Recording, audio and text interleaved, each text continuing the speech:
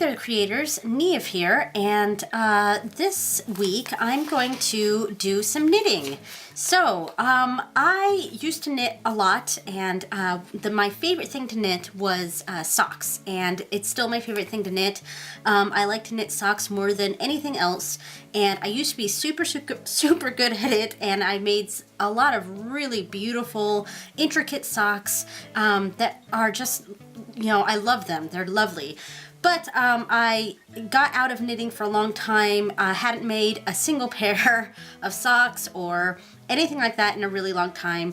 And I recently made a pair off camera and on my own, just in my spare time. And it wasn't great. It didn't turn out great, but you know, it was more just getting me back into the habit of doing of knitting and of knitting socks. So now that I've finished that, I would like to create another pair of socks, and just a very simple pair of socks for my youngest daughter, Bridget. And that's why we have some sparkly purple yarn here. It's fingering weight, and I have size 1 needles here, a long circular needle.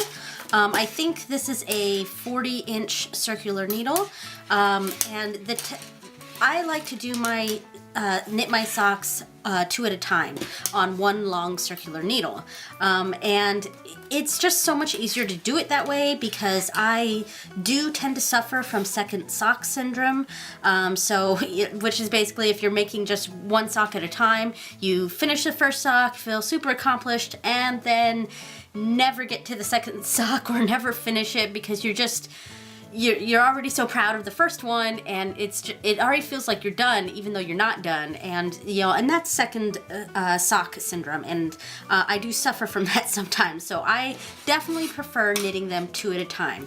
So I'm going to start off, and I like to do my socks the heel flap and gusset. That's how I like it, where the heel is a flap and then you join it in with the rest of the sock.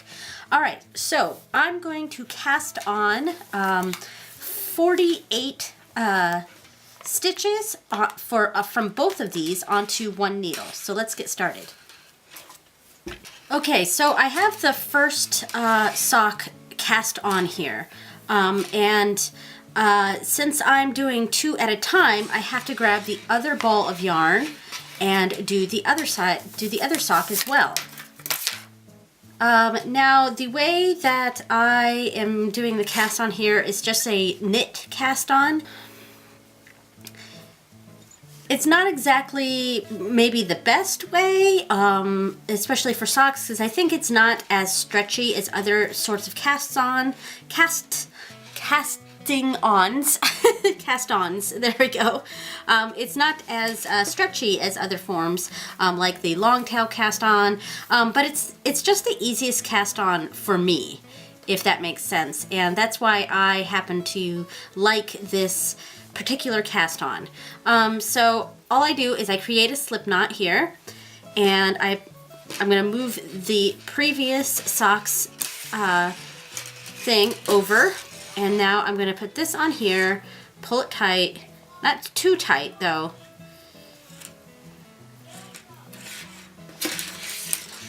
And then, just like to knit, I'm going to hold the tail to the side so I don't accidentally grab the tail part. Hopefully I'm in frame here. All right, now I stick the needle, my right needle, into the loop, and just like as if I'm going to knit. All right, so I stick the needle through the front loop, just like that, and wrap around with my right needle, bring it down and up. Now, to knit, you would take this off and you would just have this, but I'm creating a stitch, so instead of pushing the other one off, I add this to that needle. So now I have 2 stitches on, and I don't even pull this needle out. I keep it in that same loop, and then I do the next stitch and around, next stitch and around. And now I have 4 stitches on this needle, and I'm not sure if you can see that. So I'm going to do a few more just like this, knit and around.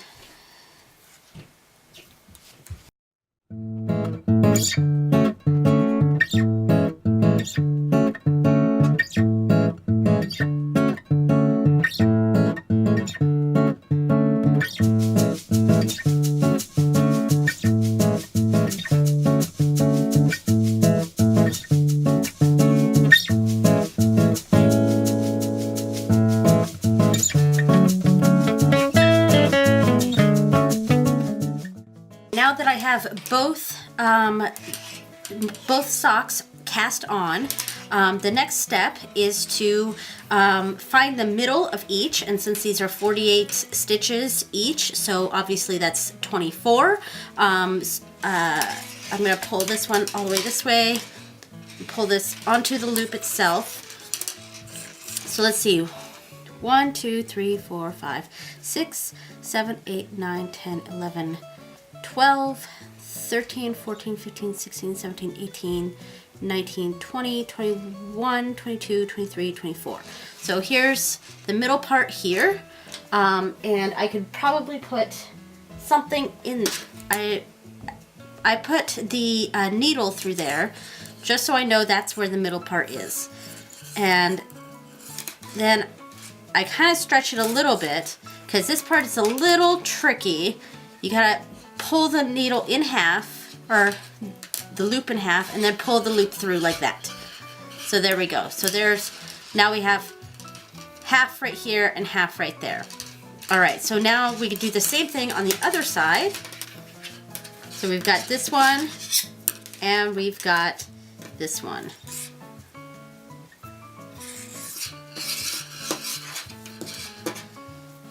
Try to get some of these out of the way here.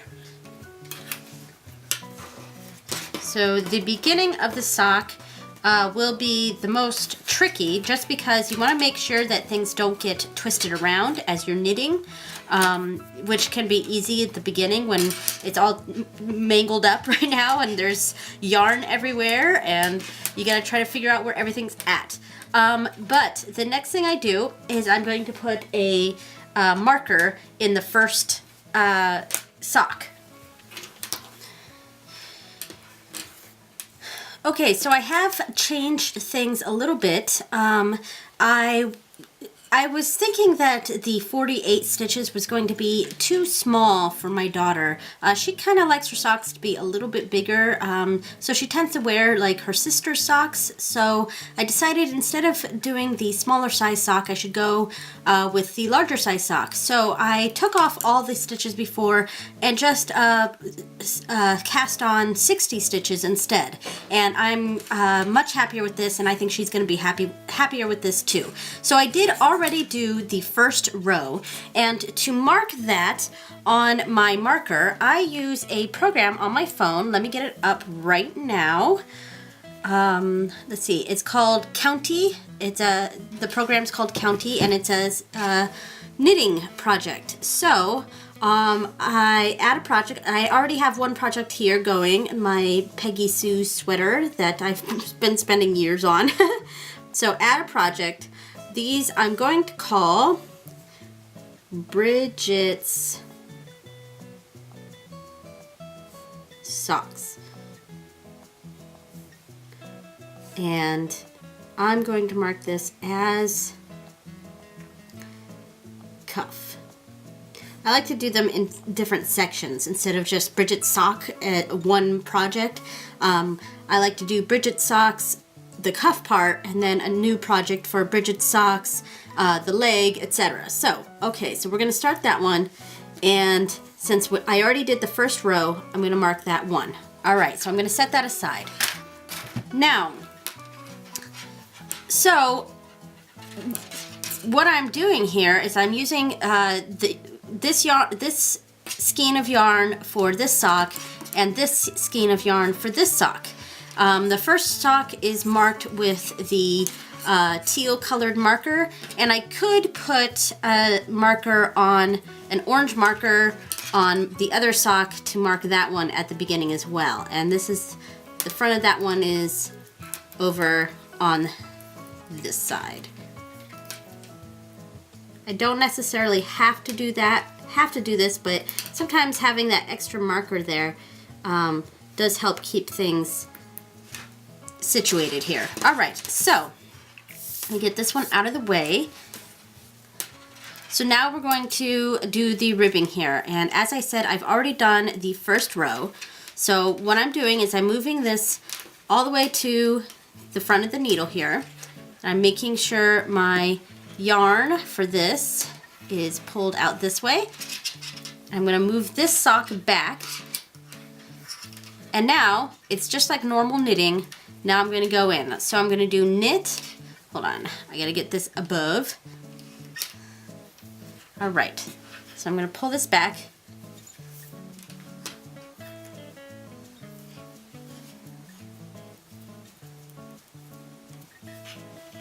So in the beginning stages, it's a little tricky because it's just, the cord is so unwieldy at this point, and the beginning of the sock is twisting around a lot. You got to make sure it doesn't twist around. So the beginning is a bit, you know, of an issue.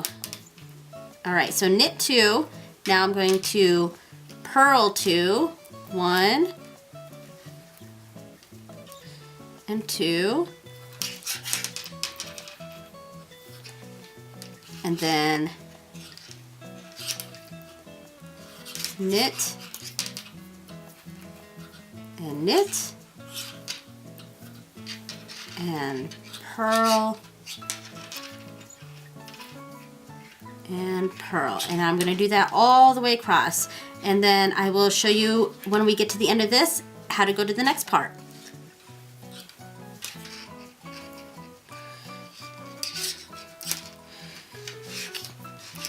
Okay, we're getting near the end. I'm on another purl stitch here, and then 2 knit stitches.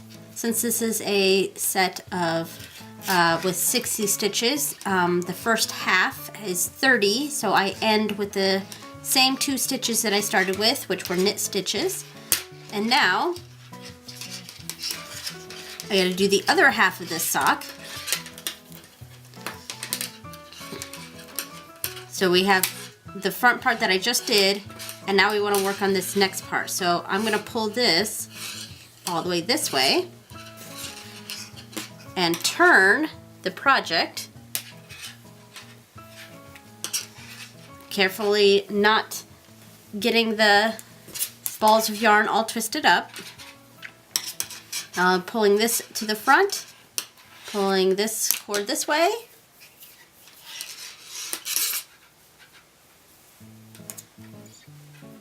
And now we're on the purl part. And I'm going to bring the yarn in front.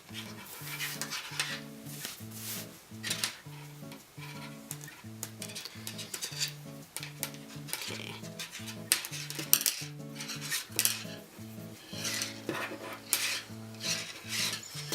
The beginning part does get a little tricky, just trying to figure stuff out here.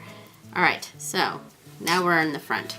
All right, so we're starting with purls on this side. So purl,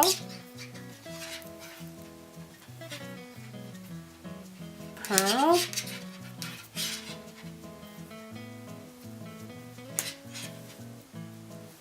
knit,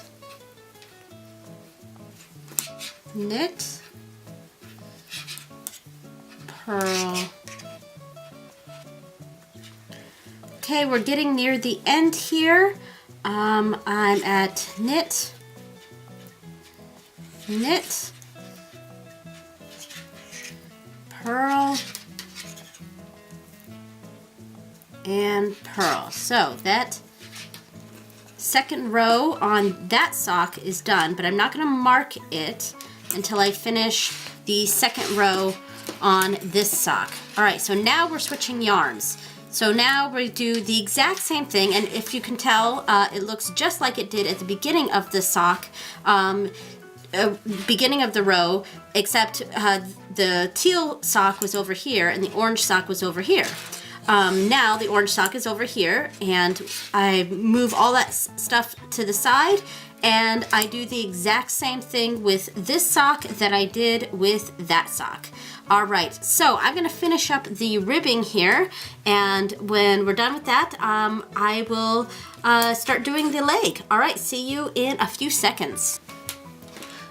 Okay, so I'm not quite done with the cuffs yet, but as you can see, this is where I'm getting at here. I think I have about 8 rows so far, and I ran into a little bit of a problem, and I realized that the second ball of yarn was no longer attached for the second sock, the orange marker sock. And as I looked closely, I realized that there was a break in the yarn. And that happens sometimes. Sometimes there's just a break in the yarn. And so I figured I would come back briefly to show how I'm going to fix this. So I'm basically going to pull out a long string, and I'm going to do the same slip knot as I've done before, and I'll pull that tight there. And when I come up to this section, I am going to loop this in as the next stitch, and then knit the two together. And from then, the 2 tails that are left over will be weaved into the sock. All right, so let me get to that point in the sock, and we can do that. All right, so I am back at the orange sock, and so we have this loose thread here, the one that broke off from loose yarn that broke off from the skein. So now I'm going to readjust my thing so that I can start knitting this one and putting this all the way on the end, making sure there's enough slack here for me to work with, and getting the other yarn out of the way. That's really the trickiest part of knitting 2 at a time on one long circular needle, is the mixing of the yarn and just making sure each round the yarn that you don't want is out of the way and the yarn that you do want is in the correct spot. So I'm going to bring this down here. All right, so we have the next part of this yarn right here. I'm going to knit into this one, and I'm also going to, actually before I do that, I'm going to pick up a small stitch over here just to join these two together, since we're no longer joining this section. So I am going to add a stitch from this back part here. And then I'm going to move in as if to knit. I'm knitting the 2 together, putting this on the end, tightening it. There we go. Really tightening it because I want it to be nice and tight. Then I'm holding it together.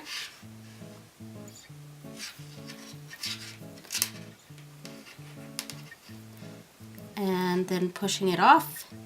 And there we go. And now it's on. Now I'm going to hold this down. I'm going to put the tail inside here so that it's on the inside and not on the outside. And then I will start knitting like normal again. Moving the thing over, and now finishing up this row. All right, so the last little bit, the one loop here is quite loose because it's the loose end here, so it is a little loose right here. So I'm bringing this forward and knitting or purling, going all the way through to get a nice tight knot in here. And I keep making sure I'm grabbing the correct strings though. So I keep almost grabbing the balls of yarn. So one knot there, and then I'm going to do another knot right there, so it's nice and tight in there. Then I'm going to pull these loose, strings this way, and I will snip them off probably about this far so I don't accidentally grab them and start knitting with them. And there we go, and that fixed the issue of the broken yarn. All right, so I'm gonna finish this up. I'm not exactly sure how many rows I'm going to do the cuff. I'm thinking about 20 rows, so a nice long cuff, probably about that much. And then I will start the stockinette part of the leg.